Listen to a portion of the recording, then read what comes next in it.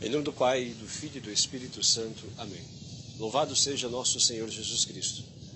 Meus amados irmãos e irmãs, venho aqui tocar em um ponto que é, para nós cristãos, da máxima importância. Na verdade, para todo ser humano, porque todos nós somos chamados à santidade. A razão pela qual Deus nos criou foi esta: para conhecê-lo, amá-lo e servi-lo neste mundo, a fim de que possamos participar com Ele na felicidade eterna. Mas é necessário que todos nós que acreditamos em Cristo nos recordemos que, sem a graça de Cristo, nós não podemos ser salvos. E é necessário que se saiba que a graça de Cristo recebemos do batismo e devemos conservá-la, porque a graça de Cristo é como que o ingresso, o nosso passaporte para o céu. Porque, por definição, o que é o céu? É um estado de felicidade eterna na qual se encontram aquelas pessoas que morreram na graça de Deus, ou seja, na comunhão com Deus, na unidade com Ele, na amizade do Senhor. E o que é o inferno? O inferno, por definição, é o estado de infelicidade, de sofrimento eterno, no qual se encontram aquelas pessoas que morreram sem a graça de Deus. Portanto, a graça de Deus é o fator que define se nós nos salvamos ou nos condenamos.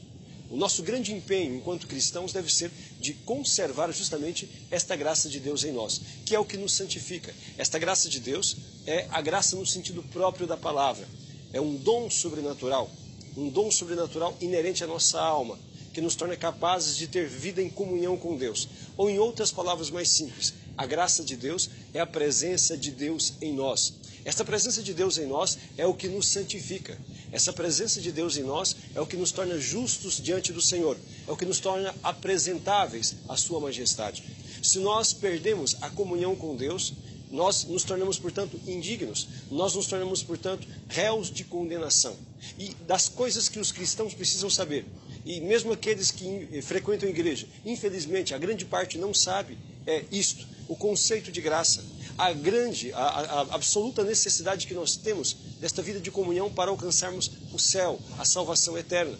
É necessário saber que esta graça de Deus recebida no batismo, ela pode ser perdida com um pecado mortal. Um pecado mortal é um pecado grave, ou seja, uma desobediência grave a Deus ou a sua lei. Uma desobediência grave a Deus que nos faz perder a graça de Deus, que nos faz perder a comunhão com Ele. Um pecado é grave quando a matéria é grave, ou seja, se trata de uma coisa importante. O pecado é grave quando a pessoa, além da matéria grave, ela tem conhecimento de causa, ela sabe que aquilo é errado. A terceira coisa, o terceiro elemento para que um pecado seja grave, é a vontade deliberada. Quer dizer, a pessoa saber que é errado e fazer porque quer. Então, livremente assentir, livremente consentir, livremente realizar aquele ato que gravemente desobedece a Deus e a sua lei. Isto é, portanto, um pecado mortal. Tá? Algo que é feito em algo importante, com conhecimento de causa e com plena liberdade. Então, isto é um pecado mortal. E se as pessoas não tiverem esta consciência, estão fadadas a perderem continuamente a graça de Deus e ficarem fora dela. E já pode se argumentar, mas se a pessoa não tem o conhecimento, isso já não atenua, então, o pecado? Não, porque, neste caso, nós não podemos desconhecer. O conhecimento dessas coisas básicas é a obrigação de todo cristão, porque é uma ignorância culpável. Falando de maneira geral, aquelas pessoas que não têm o conhecimento das coisas básicas da sua fé.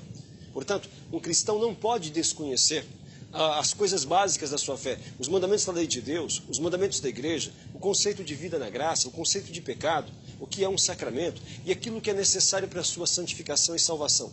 Estas coisas, ao menos, essas mínimas coisas, as pessoas precisam saber. É necessário para que elas possam viver na graça e na comunhão com Deus.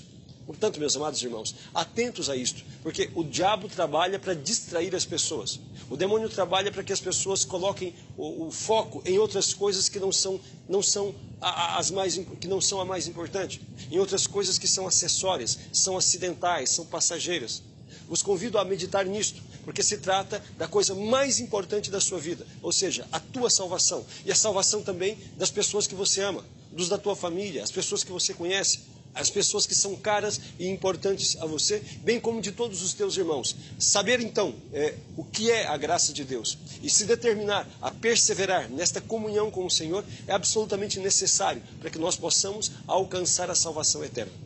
A graça de Deus é o elemento que não nos pode faltar. Quando Jesus conversa com Marta e Maria, naquela passagem que nos fala a Escritura, dizendo que uma coisa só é necessária, dizendo a Marta, uma coisa só é necessária, estar com Ele, estar na comunhão com Ele.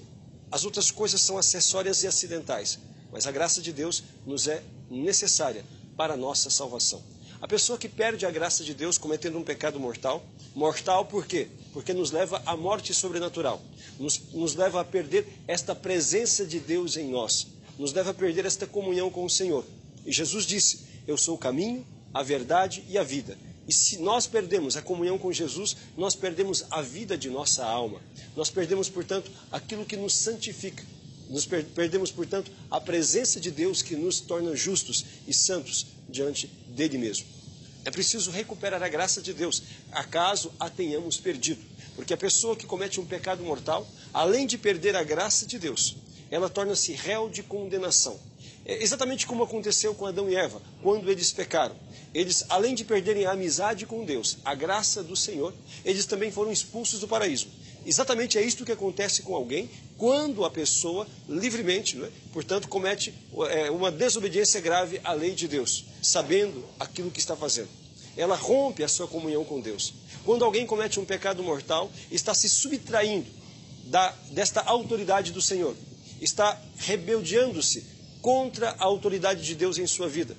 Está renegando este senhorio de Jesus na sua própria vida. É isto que acontece quando nós cometemos um pecado mortal.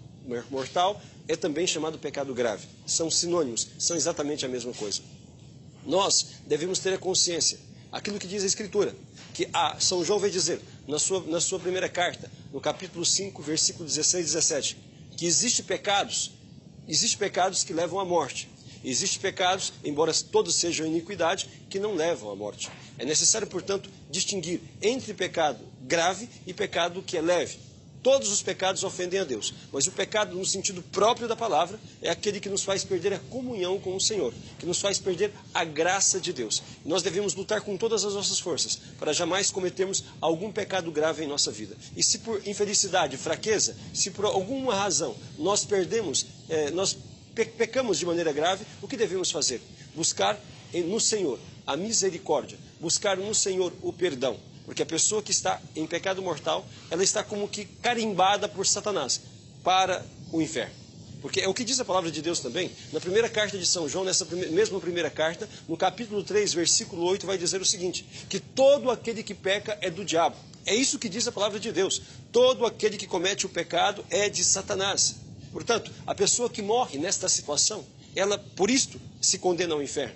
Porque a pessoa que morre em estado de pecado mortal, sem a comunhão com Deus, porque a rompeu livremente, rejeitou livremente esta graça e esta comunhão com o Senhor, a pessoa que morre nesta situação é então como que possuída eternamente por Satanás. Porque a palavra de Deus diz, todo aquele que peca é do diabo. Portanto, o demônio simplesmente toma posse daquilo que é dele. Onde está o pecado dominando, ali está então um terreno de Satanás, um produto de Satanás.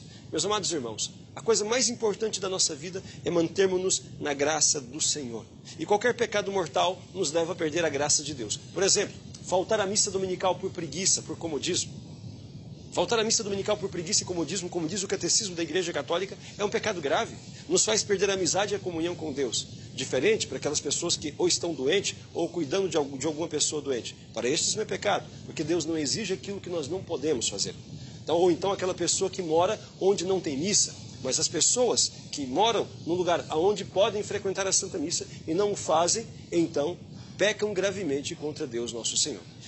Outro exemplo de pecado grave, viver junto sem ser casado, viver numa situação de adultério permanente, ou então casado apenas pelo civil, ou em segunda união, ou estar vivendo com alguma pessoa de maneira marital, com uma pessoa que não é teu esposo ou esposa. Isto é uma situação de adultério permanente, uma situação de pecado grave permanente, que nos leva a perder a salvação eterna, caso venhamos morrer nesta situação.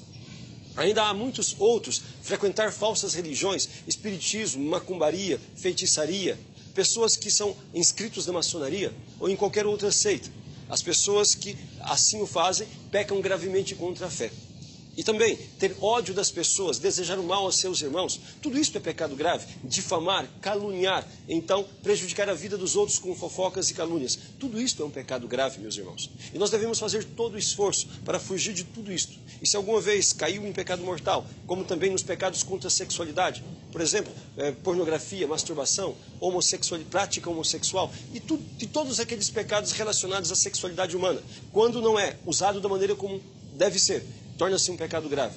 O sexo é algo abençoado por Deus, mas dentro de uma relação estável, chamada matrimônio, aberta à procriação e de maneira honesta, de maneira humana, ou seja, usando os órgãos sexuais que Deus deixou para esta finalidade, e não de outra forma, inumana. Então, tudo isto e outras coisas tantas mais são pecados graves que podem fazer com que a pessoa perca para sempre o céu e a eternidade. Portanto, meus amados irmãos, atenção e consciência. Não se deixe enganar pelo diabo. Não caia no falso discurso da misericórdia mal entendida, da misericórdia mal interpretada, da misericórdia, enfim, mal aplicada. No sentido que muitas pessoas acham que podem viver de qualquer maneira, sem fazer violência a si mesmo, sem lutar para poder vencer os seus pecados, pensando que porque Deus é bom, porque Deus é misericordioso, alcançarão o céu. Isto não é verdade. Deus é bom e misericordioso, mas Deus não é complacente com o pecado. Deus não é tolerante com o pecado que a pessoa não quer deixar. Porque aí a pessoa fez uma escolha. Quando a pessoa escolhe o pecado, ela livremente rejeitou a Deus. Então não se pode servir a dois senhores, como o próprio Jesus nos diz na sua palavra, lá em São Mateus, no capítulo 6, versículo 24. Ninguém pode servir a dois senhores. Nós temos que fazer opção por Deus, se nós queremos alcançar a felicidade eterna. Nós temos que ter a coragem e a fé suficientes para dizer sim a Jesus e não aquilo que nos afasta dele. Portanto, buscar a santidade, buscar a salvação, consiste realmente em fazer uma opção por Deus e a rejeição de tudo aquilo que nos separa de Deus, ou seja, de todo pecado, especialmente daqueles que são pecados graves e que nos fazem perder a comunhão com o Senhor. Se alguém perdeu a comunhão com Deus, se alguém perdeu a comunhão com Jesus, praticando qualquer pecado grave que seja, ou muitos deles, como recuperá-la? Como então tornar de novo a amizade com Jesus? Como recuperar a comunhão com Deus se a perdemos pelo pecado grave? Bom, graças a Deus, o próprio Senhor deixou o remédio para o pecado dentro da sua igreja. Deus deixou o sacramento da reconciliação, ou chamado sacramento da confissão ou penitência. O sacramento da reconciliação, como o próprio nome já nos fala, ele nos reconcilia com Deus. Se nós estamos arrependidos, se nós estamos realmente determinados, queremos viver em comunhão com o Senhor e rejeitar aquele domínio do mal sobre nós, rejeitar o pecado que nos separou dele, então nós podemos, com o coração contrito, ir ao sacerdote, confessar com sinceridade, dizer aquilo que pecamos e assim receber de Deus o perdão pelas mãos do sacerdote. A mão do sacerdote que desce dizendo, eu te absolvo os seus pecados, esta mão é a mão de Jesus, que deixa o nosso coração purificado, ainda que tenha milhões de pecados, os mais graves que sejam. Deus nos perdoa por meio daqueles que Ele deixou como ministros da sua graça para nos dar o seu perdão e nos comunicar a sua misericórdia. Deus usa de misericórdia para com aqueles que se arrependem. Deus usa de misericórdia para com aqueles que têm a determinação de amá-lo de verdade. Para com aqueles que, embora sejam fracos, experimentem tantas deficiências, estão decididos, de fato, a amar a Deus, embora sejam tão limitados e com tantas deficiências. Meus amados irmãos, nenhum de nós deve desistir do céu. Nenhum de nós deve desistir da salvação eterna.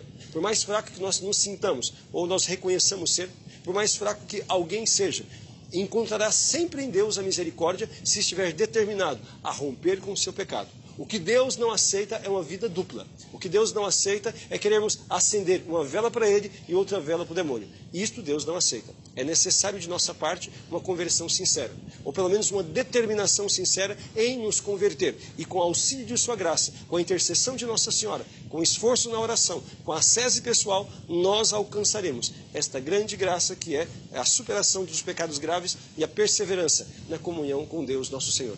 Portanto, fujamos de todo pecado, para que nós possamos então ter Deus como nosso maior, nosso mais íntimo amigo, vivendo na graça e na presença dele, a fim de que no dia em que ele nos chamar, ao juízo, nós possamos felizes ir ao encontro dele para receber o prêmio eterno. Louvado seja nosso Senhor Jesus Cristo.